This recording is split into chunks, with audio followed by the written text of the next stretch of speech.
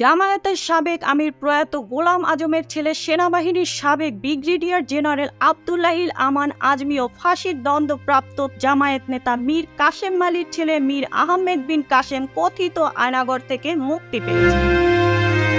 বাংলাদেশ জামায়াতে ইসলামী তাদের ফেসবুক পেজে পোস্টটি আবদুল্লাহিল আমান আজমি ও আহমেদ বিন কাসেমের মুক্ত হওয়ার তথ্য নিশ্চিত করে।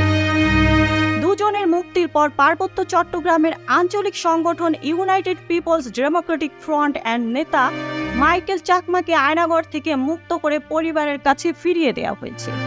7 আগস্ট সুপ্রিম কোর্টের আইনজীবী জ্যোতির্ময় বড়ুয়া বিষয়টি নিশ্চিত করে। এদিকে দীর্ঘ এক যুগেরও বেশি সময় ধরে নিখোঁজ বিএনপির প্রভাবশালী নেতা এম ইলিয়াস আলীর সহধর্মিণী তাসমিনা রুশদি লুনা বলেছেন, আমার স্বামীকে ফেরত দিন। আয়নাঘর থেকে অনেকেই ফেরত আসছে, দয়া করে আমার স্বামীকে ফিরিয়ে দিন, আমরা কিছুই চাই না। 6 আগস্ট নিজের ফেসবুক আইডিতে ইলিয়াস আলীকে ফেরত চেয়ে এক স্ট্যাটাসে এসব কথা বলেন তিনি। 2012 সালের 17 এপ্রিল মধ্যরাতে রাজধানীর বনানী এলাকা থেকে নিকো পার্ক বিএনপির তৎকালীন সাংগঠনিক সম্পাদক প্রভাবশালী রাজনীতিবিদ এম ইলিয়াস আলী ও তার গাড়ি চালক আনসার আলী।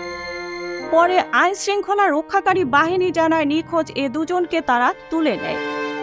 এভাবেই অমীমাংসিত থেকে যায় ইলিয়াস অন্তর্ধান রহস্য। সেই রাতে গাড়িতে নিজের বনানীর বাসা থেকে বের হন ইলিয়াস।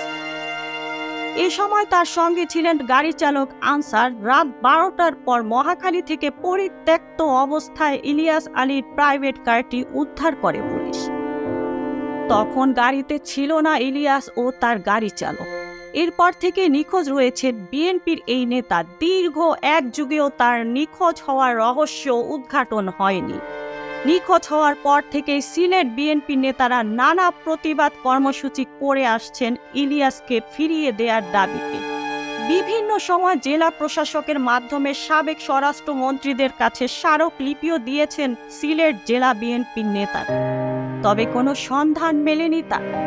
এই ছিল এখনকার প্রতিবেদন। নিত্য নতুন সংবাদ পেতে চ্যানেলটি সাবস্ক্রাইব করুন এবং আমাদের ফেসবুক পেজ ফলো দিয়ে রাখুন। Mukta Parvez, desk report, BE news, Dhaka.